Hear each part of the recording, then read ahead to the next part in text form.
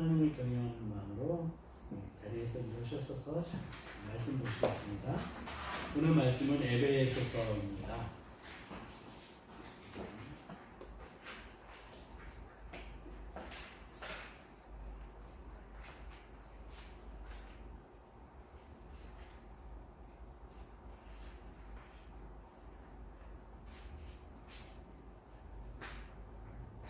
다 찾으셨으면 에베소서 1장 1절에서 2절 말씀입니다. 우리 한 목소리로 보시겠습니다. 시작. 하나님의 뜻으로 말미암아 그리스도 예수의 사도들과 에베소에 있는 성도들과 그리스도 예수 안에 있는 신실한 자들에게 편지하노니 하나님 우리 아버지와 주 예수 그리스도로부터 은혜와 평강이 너희에게 있을지어다. 아멘. 자리에 앉으시겠습니다. 네, 오늘부터 저는 여러분들과 함께 에베소서를 통해서 하나님의 위대하신 사랑을 알고 배우고 우리 심령에 깊이 각인시켜 주시는 그 시간을 갖기를 원합니다. 저 같은 경우는 수십 년간 신앙을 가지고 살았다고 하면서도 하나님은 사랑이시다. 네, 그렇게만 얘기를 하고요. 하나님이 구체적으로 나에게 어떤 일을 행하셨는지, 또 하나님은 어떤 분이신지, 예수 그리스도의 사랑은 얼마나 크신지 이렇게 편하게 고백할 수 있는 그러한 신앙에 대한 체계적인 지식이랄까요? 이런 게 없는 것을 고백할 수밖에 없습니다. 물론 다 아시듯이 하나님은 천지를 창조하시고 주권과 권능으로 하나님의 백성들을 돌보셨습니다. 지금까지 그러하셨죠. 가끔은, 아주 가끔은 예수 그리스도께서 저한테 긍휼을 베풀어 주셔서 이 불쌍하고 초라한 영혼을 만져주시기도 했지만 제 속엔 아직 하나님의 사랑에 대한 그 너비와 길이와 높이와 깊이가 너무 얕습니다. 그런데 믿음의 눈을 뜨게 되면은 아주 가끔이 아니라 매 순간 하나님께서 그렇게 우리를 만지시고 계시다는 그 사실에 놀라게 되실 것입니다. 그래서 하나님의 충만하신 사랑에 눈뜨기 위해서 에베소서를 열어봤습니다. 우리 믿음의 주시어 우리의 믿음을 온전하게 하시는 예수 그리스도의 육성을 듣는 마음으로 우리가 산상수훈을 지금까지 살펴보았습니다.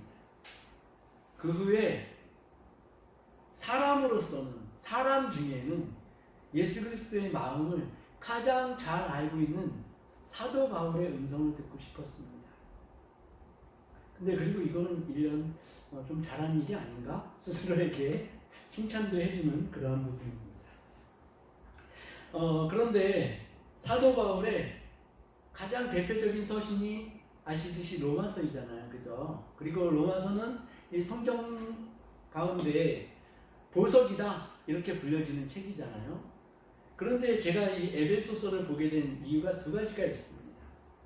에베소서를 좀 읽다 보니까요, 이 사도 바울이 그 천국 있지 않습니까? 천국에 가서 보고 이랬던 관점들이 드러나는 것 같아요. 네, 앞으로 살펴보시겠지만 제가 이것에 붙들렸습니다. 전 천국을 너무너무 사모하거든요. 그래서 그런 어떤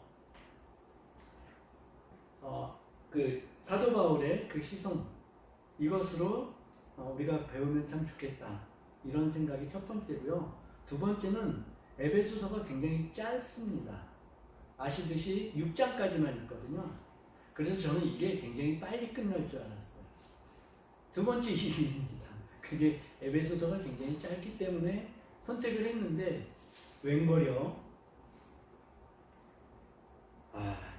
이거를 세세하게 보기 시작하니까 마틴 로이드 존스라는 목사 아시죠? 그니가 의사였다가 이제 목사가 된 케이스인데, 이니가 이 에베소서를 풀어 쓴 그 강의 록을 보니까요 178강이더라고요. 그래 만약에 1년에 52주에서 이것을 전하게 되면 3년이 넘는 기간을 하게 되는 그런 부분입니다. 에베소서가 그렇게 어마어마한 책이더라고요. 그래서 이거 선택 잘못한 거다 라고 생각을 했고, 여기 오늘 본문 말씀을 보면 에베소서 1장과 2절, 네, 이걸 보면서요, 제가 이제 그 사도 바울이나 마틴 로이드 존스나 이런 사람들의 생각을 읽어보려고 하니까 어떤 생각이 들었냐니까요, 도대체 얼마만큼의 경외감을 가져야지 이렇게 말씀 한자 한자가 풀어질까, 이런 탐복이 일어나더라고요. 사람마다 다른 분량이 있음을 우리는 분명히 인정할 수밖에 없는데, 이렇게 하나님의 말씀을 깊이 있게 다루는 사도 바울과 마틴 로이드 존스 목사, 네, 이런 분들이 너무너무 부럽게 다가왔습니다. 에베소서를 잠깐 설명을 드리자면, 에베소라는 도시는 소아시아에 있는 부자 도시입니다. 그 무역항을 가지고 있었고요. 그리고 동방쪽으로 길이 2개나 뚫려 있어가지고 무역의 요충지였습니다. 그러다 보니까 소위 이런 말이 있죠. 어떤 동네에 가면 개도 10,000원짜리를 입에 물고 다니더라, 그런 말 있죠. 에베소가 그런 동네였습니다. 굉장히 부자. 예. 근데 문제는 이렇게 항구 도시였고 돈이 많다 보니까 미신들이 창궐하고 있더라는 얘기죠. 그 중에 대표적인 미신이 아데미 여신이 있었습니다. 뭐 이거는 에베소서에서 굳이 다루고자 하는 내용은 아니기 때문에 사도행전 19장을 보시게 되면은 거기에 대한 자세하게 기록이 나와 있습니다. 한번 보시기 바라고요. 그리고 에베소서는 옥중서신입니다. 그런데 어디 감옥에서 썼는지는 밝혀져 있질 않습니다. 그런 부분이고요. 또 심지어는 바울이 이 저자가 아니다라는 얘기도 있습니다. 네. 근데 이것이 왜 그러냐니까, 이 바울이 쓴 언어나 문체나 이런 것들이 기존에 바울이 써왔던 게 아니다라는 얘기를 합니다. 그렇지만 저도 그렇고 하나님이 저자가 되신다는 그 상황을 우리가 받아들인다면은, 하나님이 어떤 때는 이렇게 사용하실 수도 있고 이렇게 사용하실 수도 있지 않습니까? 그래서 문체나 어떤 단어나 어휘 이런 것들이 맞지 않는다 그래서 바울이 쓴 게 아니다라는 얘기는 좀 너무 간 것이 아닐까라는 생각이 있습니다. 그리고 에베소서는 크게 전반부와 후반부로 나눌 수 있는데, 1장부터 3장을 전반부로 보면은 복음의 내용과 그 풍성함을 개략적으로 전개하고 있습니다. 그리고 4장부터 6장인 후반부에서는 전반부를 기반으로 일련의 권고 형식으로 우리가 교회 안에서의 행동 지침과 그리스도의 사랑 안에서 사는 삶의 구체적인 모습, 그리고 가정생활 지침이 나오며 끝으로는 악마와의 싸움을 위해서 성령의 무기로 무장을 해야 한다고 합니다. 자, 이 산상수훈하고 결이 비슷하다고 보시면 됩니다. 산상수훈에서 예수님은 말씀을 듣기만 하고 그렇게 하지 말고 실천을 해야 한다고 말씀하시지 않았습니까? 순종을 해야 한다고 말씀하셨습니다. 근데 에베소서도 마찬가지로 예수 안에서 사는 사람들이 예수의 향기를 내는 새로운 삶을 실천적으로 살아내야 한다고 주장하고 있습니다. 에베소서 4장 20절에서 24절은 이렇게 얘기합니다. 오직 너희는 그리스도를 그같이 배우지 아니하였느니라. 진리가 예수 안에 있는 것 같이 너희가 참으로 그에게서 듣고 또한 그 안에서 가르침을 받았을진데, 너희는 유혹의 욕심을 따라 썩어져가는 구습을 따르는 옛사람을 벗어버리고 오직 심령이 새롭게 되어 하나님을 따라 의와 진리의 거룩함으로 지으심을 받은 새 사람을 입으라. 새 사람이 되어야 된다는 그러한 말씀입니다. 오늘 말씀 1절과 2절을 보면서 제가 이 설교문을 작성하기가 사실은 굉장히 힘들었습니다. 뭐 원래 평소에도 힘듭니다. 네, 그거는 인정할 수밖에 없는 상황이지만 이거는 특히 힘들었습니다. 왜냐니까 1장 1절 초두 처음에 나온 말씀 있지 않습니까? 하나님의 뜻으로, 이 말씀에서 제가 막혀버렸습니다. 하나님의 뜻으로 말미암아 그리스도 예수의 사도된 바울은, 보통 바울의 서신서들은 이 인사말이 주를 이루고 있습니다. 로마서의 인사말을 보니까요, 이렇게 얘기합니다. 예수 그리스도의 종 바울은 사도로 부르심을 받아. 또 고린도전서를 보니까요, 이렇게 얘기합니다. 하나님의 뜻을 따라 그리스도 예수의 사도로 부르심을 받은 바울과 형제 소스테네. 또 고린도후서는 이렇게 얘기합니다. 하나님의 뜻으로 말미암아 그리스도 예수의 사도된 바울과 형제 디모데. 그리고 갈라디아서는 이렇게 얘기합니다. 사람들에게서 난 것도 아니요 사람으로 말미암은 것도 아니요 오직 예수 그리스도와 그를 죽은 자 가운데서 살리신 하나님 아버지로 말미암아 사도된 바울. 네. 또 골로새서 이렇게 얘기합니다. 하나님의 뜻으로 말미암아 그리스도 예수의 사도된 바울. 또 디모데후서요 이렇게 얘기합니다. 하나님의 뜻으로 말미암아 그리스도 예수 안에 있는 생명의 약속대로 그리스도 예수의 사도된 바울. 또 디도서 하나님의 종이요 예수 그리스도의 사도인 나 바울이 사도된 것은 하나님이 택하신 자들의 믿음과 경건함에 속한 진리의 지식과. 또 빌레몬서입니다. 되게 길죠? 빌레몬서는 이렇게 얘기합니다. 그리스도 예수를 위하여 갇힌 자 된 바울과. 바울의 서신 중에서 한두 가지를 제외하면요 전부 이렇게 얘기를 하고 있습니다. 놀랍지 않습니까? 저는 하나님의 뜻으로 이 말씀을 읽으면서요 바울의 마음이 너무나 느껴졌습니다. 바울이 어떤 사람이었습니까? 유대교에 정말 충성하였던 사람입니다. 예수 믿는 사람들을 핍박하기에 앞장섰던 죄인들의 우두머리 역할을 했던 사람이 바울입니다. 그런 이가 예수 그리스도를 만나서 자기가 죽어서 지옥에 떨어질 수밖에 없었던 자신의 인생이 이처럼 하나님의 종으로 쓰임받는 사실에 감격하여서 이렇게 하나님의 종이 된 것에 대해 다행이다, 너무 다행이다 이렇게 안도하면서 또 내가 이 일에 부르심을 받았으니 맡겨짐을 당하였으니 얼마나 큰 자부심이 있었겠습니까? 그 자부심이 느껴졌습니다. 여러분들은 어떻습니까? 여러분들도 역시 마찬가지 아닙니까? 예수 그리스도를 믿기 전에는 다 지옥의 불쏘시개 아니었습니까? 이런 분들이 예수 그리스도를 만나고 예수님을 찬양하고 그 생명의 구원을 누리며 천국이 이제 우리 것이 되었다 자랑하면서 살 수 있는 여러분들이 된 것입니다. 놀랍지 않습니까? 저 그래서 여기서 찬양한 곡이 언뜻 떠오르더라고요. 그래서 그 찬양을 함께 부르고 싶습니다. 지금 현대 찬송가 305장이고요. 옛 찬송가는 405장입니다. 나 같은 죄인이 살리시.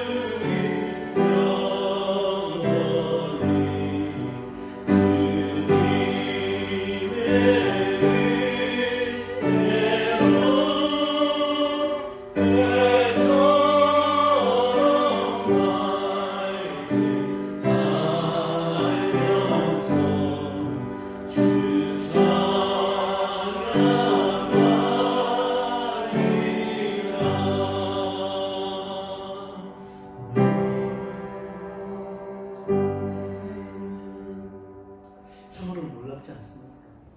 하나님의 뜻으로 나 같은 죄에 살리신 우리 하나님이 아니에요. 이 말씀을 준비하다가 안방에 가서 가만히 앉아있는 아내한테 함께 가서 엉엉 울었습니다. 감당하기 힘든 고난 중에 있지만 이 고난으로 주님께 매여있는 은혜를 누리기 때문입니다. 사도 바울이 하나님과 예수님과 성령님에 대한 믿음을 쓰면서 이 믿음을 적어나가면서 얼마나 감격을 누리며 은혜를 누렸을까요? 사도 바울은 이 말씀, 이 은혜를 계속 되새겨서 아마 이 은혜가 물처럼 묽어졌을 것 같아요. 그러면 어떻게 되죠? 우리는 이것이 너무 당연시 돼가지고요, 이제 이 은혜들을 잊어버리기 시작합니다. 그래서 그 이후에는 내가 잘난 맛을 살게 됩니다. 그런데 이렇게 하지 않으시려는 하나님의 기가 막힌 방법이 있었어요. 물론 이것을 사도 바울도 동의를 하고 함께 했던 부분입니다. 네, 바로 그가 당한 고난이죠. 그가 당하는 고난은 오히려 예수님을 그 십자가를 잡아매는 십자가에 붙잡히는 그 고난의 도구. 그런데 그것이 은혜의 도구가 되었다는 사실을 우리는 말씀을 통해서 익히 잘 알고 있습니다. 사람만 영혼의 고난을 당합니다. 그것은 사람만 영혼 육이 있는 영적인 피조물이기 때문입니다. 천사도 영혼 육의 피조물이 아니기에 고난을 당하지 않습니다. 그러나 그 고난을 통해 하나님께 더 가까이 가며 하나님을 더 악착같이 붙잡게 되는 것입니다. 그래서 천사도 흠모하는 고난이라는 그게 찬송가이죠. 저는 이게 성경 말씀이 있는 줄 알고 겁나 찾아봤는데요. 아니다. 그 찬송가 그런 거더라고요. 그 시편 119편 71절은 이렇게 고백을 하고 있습니다. 고난당함이 내게 유익이라 이로 말미암아 내가 주의 율례들을 배우게 되었나이다. 맞지 않습니까? 고난을 당함으로 해서 우리의 믿음이 깊어지게 된다는 사실을 누구나 다 인정하게 됩니다. 예수 그리스도는 고난을 당하셨은즉 시험을 받는 자들을 능히 도우실 수 있다고 히브리서는 말하고 있고요. 또 그가 아들이면서도 그 받으신 고난으로 순종함을 배웠다고 히브리서는 또 말하고 있습니다. 이 신비한 고난을 통해 욥이 하나님께 인격적인 고백을 드리게 되었습니다. 고난 이전에는 하나님을 인격적으로 그렇게 진실하게 고백을 할 수 없었던 욥이 고난을 당한 이후에야 진정한 마음으로 하나님은 나의 주인이시라는 고백을 드리게 되었다는 겁니다. 네, 그리고 사도 바울이 마찬가지로 그러한 고난을 통해서 예수님께 더 가까이 매여있는 역할을 했지만 이 사도 바울의 고난과 욥의 고난은 이렇게 펼쳐져 보면요, 그 결이 정말 다른 것을 여러분들은 아실 것입니다. 그리고 또 예수 그리스도의 사도들이 받은 고난이 있습니다. 그 고난의 결과로 이 사도들은 별과 같이 빛나는 자리를 차지했고요, 예수 그리스도와 함께 다스리는 자리에 앉게 된 것입니다. 그런데 그 자리가 그렇게 영광스러운 자리라면은, 그것이 우리에게 환하게 밝혀진다면은 어느 누가 그 고난을 마다하겠습니까? 할렐루야. 주님은 말씀하셨습니다. 마태복음 5장 11절입니다. 나로 말미암아 너희를 욕하고 박해하고 거짓으로 너희를 거슬러 모든 악한 말을 할 때에는 너희에게 복이 있다. 그런데 왜 갑자기 고난에 대해서 제가 이렇게 장황하게 설명을 하고 있는지 제가 이 말씀을 작성하면서도 잘 모르겠더라고요. 그런데 꼭 한 가지 기억할 말씀은요, 우리가 예수님 때문에 현재 받는 고난은 장차 우리에게 나타날 영광과 비교할 수 없다고 사도 바울은 로마서에서 밝히고 있습니다. 이것을 우리가 믿으시기 바랍니다. 조건은요, 예수님 때문에 받는 고난입니다. 에베소서를 보게 되면서 꼭 알아야 될 게, 우리 각자를 향하신 하나님의 뜻을 우리가 분명히 알아야 합니다. 그럼 우리도 바울처럼 하나님을 노래하며 찬양하게 될 것입니다. 우리 모두가 하나님을 찬양하는 사람으로, 성도로, 믿는 자로, 신실한 자로 부르심을 입은 것입니다. 그런데 아까 말씀드렸다시피 우리가 얼마나 고귀한 존재가 되었는지를 우리는 대수롭지 않게 여기는 경향이 있습니다. 사도 바울이 계속 하나님의 뜻대로 부르심을 입은 나 바울은 이렇게 계속 얘기하다 보니까요, 이걸 그냥 흘려 지나가는 말이 되더라고요. 이 말씀 자체가 얼마나 어마어마한 뜻을 갖고 있는 건데, 네, 이 말씀에서 다음 말씀으로 넘어갈 수 있을까? 하루 종일을 묵상해도 이 말씀 하나 가지고 충분할 텐데, 하나님의 뜻대로. 왜 그것을 잊어버리게 되니까, 우리가 하늘에도 우리의 집이 있지만 이 세상에도 우리의 집이 있기 때문입니다. 세상 풍조가 우리를 주관하게 그냥 놔두면 우리는 하나님의 구원의 감격을 잊어버린 채 우리의 행복만을 추구하게 됩니다. 특별히 여기서 바울은 에베소에 있는 성도라는 표현을 쓰고 있습니다. 성도는 여러분들 다 아시다시피 구별된 사람입니다. 하나님께서 구별해 놓으셨다는 뜻입니다. 그런데 성도이기도 하면서 세상을 사는 사람이기도 합니다. 그러다 보니까 우리 크리스천들은요, 어떻게 보면 회색지대에 놓여 있는 것 같아요. 그죠?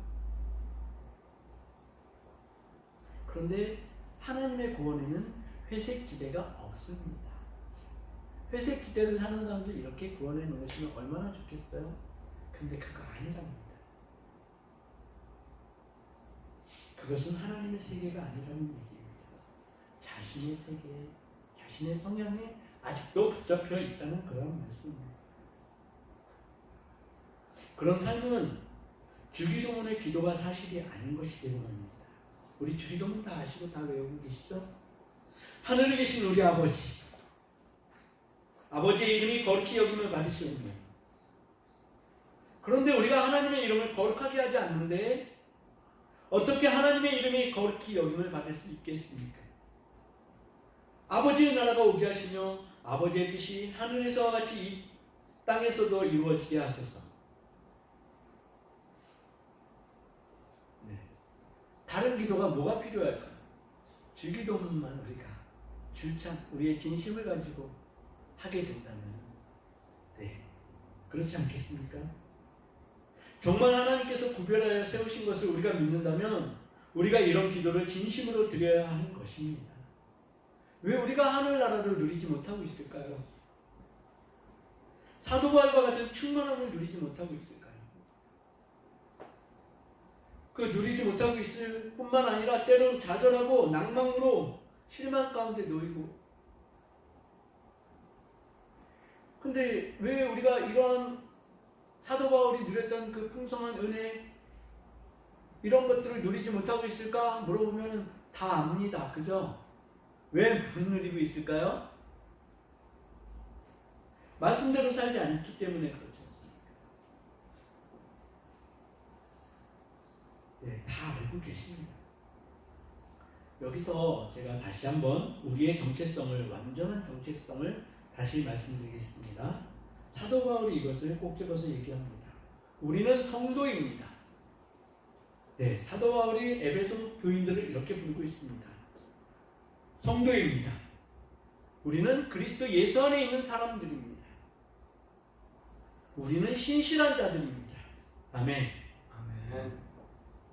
우리가 이 정체성을 늘 기억하고 이것을 지켜내기 위해서 몸부림쳐야 합니다. 우리의 옛사람으로는 이러한 삶을 살아낼 수 없습니다. 오직 성령께서 우리를 주장하셔야만 우리는 그러한 삶을 자연스럽게 살 수 있게 되는 것입니다. 그것이 성령의 권능이고 성령의 권능을 힘입는 것입니다. 사도행전 1장 8절 이렇게 말씀합니다. 오직 성령이 너희에게 임하시면 너희가 권능을 받고 예루살렘과 온 유대와 사마리아와 땅 끝까지 이르러 내 증인이 되리라 하십니다. 성령을 받아야만 우리가 권능을 받게 되는 것이고 권능이 있어야만 우리가 예수 그리스도의 증인이 되는 것입니다. 우리 모두 성령의 임재 아래 늘 있게 되시기를 주님의 이름으로 축복합니다. 아멘. 바울은 이 서신을 쓸 때 이렇게 얘기합니다. 본문 2절입니다. 하나님 우리 아버지와 주 예수 그리스도로부터 은혜와 평강이 너희에게 있을지어다. 아멘. 유대인들의 인사법 다 아시죠? 이제 이 인사법이 세계적인 인사법이 됐습니다. 샬롬. 한번 따라해 보실까요? 샬롬. 샬롬. 네. 평강이 있기를 바랍니다. 이죠. 이게 우리나라의 안녕하세요 이거랑 비슷하지 않습니까? 자, 그런데 사도 바울의 이 은혜와 평강이 있기를 빈다는 이 말이 그냥 하는 말이 아닌 것을 우리가 알아야 합니다. 사도 바울은 이 친숙한 말을 사용해서 그것을 새로운 기독교 세계 속으로 가지고 들어와서 사용하고 있습니다. 모든 믿는 자들은 그들이 어떠한 상황에 처해 있어도 하나님과 예수님으로부터 발현되어지는 그 은혜와 평강이 있어야 한다는 것입니다. 우리가 구할 것 있지 않습니까? 그 중에 정말 간절하게 구할 것이 하나님이 가지고 계시는 이 평화, 평강이라는 그 얘기를 제가 들은 기억이 있습니다. 이것은 한번 생각해 보십시오. 하나님이 세상의 각종 문제들과 그죠? 다 아시고 계십니다. 또 주관하고 계십니다. 또 하나님을 믿는 자녀들의 공고함 때문에 이 거룩함과 평화가 무너지면 하나님의 완전하심에 틈이 생기는 것입니다. 그렇게 보면은 우리가 생각하는 일반적인 평화, 평강, 은혜 이것이 하나님의 속성이라면은 아마도 우리가 생각하는 그 평화와 평강보다는 훨씬 더 높은 어떤 그러한 것이 평화와 평강이 아닐까요? 이것은 하나님이 우리를 리프트업 시켜주셔야만 우리가 누릴 수 있는 그러한 상황이라는 것입니다. 그래서 하나님의 평화는 깨어질 수 없는 깨어질 수 없는 것이고 이것이 우리가 구해야 할 진정한 평강인 것입니다. 어떤 환경에서도 하나님과 함께하는 자만이 누릴 수 있는 평강. 이것을 하나님과 우리가 완전체가 된다면, 완전한 예수 그리스도 안에 있게 된다면 이 평강이 우리에게도 이렇게 쓱 들어올 수 있다는 그런 말씀입니다. 마틴 로이드 존스는 이 평화와 은혜와 평강을 구하는 이 기도, 이것을 갖다가 에베소서 전체의 서곡이라고 말하고 있습니다. 에베소서의 주요 테마들은 이 구절 안에 모두 포함되어 있다. 이렇게 얘기하고 있습니다. 이 은혜와 평강이 오늘 여러분들, 우리 모두를 휘감는 주제가 되어야만 하는 것입니다. 이것은 우리 믿는 자들이 은혜와 평강의 원천이신 하나님과 온전하게 연결되어야지만 누릴 수 있는 복입니다. 우리가 하나님과 인격적인 관계를 맺으면서 하나님의 뜻이 우리에게 어떻게 이루어질지를 바울이 진심을 다해서 쓴 그 서신, 이 장엄하고 숭엄한 서신을 쫓아가며 은혜와 평강이 이루어지기를 예수 그리스도의 이름으로 축복합니다. 아멘. 바라기는 에베소서 1장에서 6장까지를 계속 하루에 한 번씩만 읽어보세요. 저는 도무지 잘 다가오질 않아서 문제이긴 한데 그것을 분명히 하나님께서 우리에게 열어주셔야 된다고 저는 믿습니다. 하나님의 은혜와 평강이 아니면은 우리가 어떻게 이 세상, 이 풍진 세상을 견디고 이겨낼 수 있을까요? 그 평강이 우리 가운데 들어올 수 있도록 우리는 항상 겸손하고 의연한 태도로 하나님을 붙잡아야 될 것입니다. 말씀을 맺겠습니다. 우리 말씀을 기억하면서 기도하시면 좋겠습니다. 네. 하나님의 뜻으로 하나님의 자녀가 된 우리가 하나님의 은혜와 평강에 흐르는 삶을 살 수 있도록 우리의 눈을 열어주셔서 우리의 마음을 열어주셔서 하나님의 구원의 감격을 날마다 더하여 주소서. 아멘. 아멘. 우리 주님 한번 부르짖고 간절히 기도하겠습니다. 주님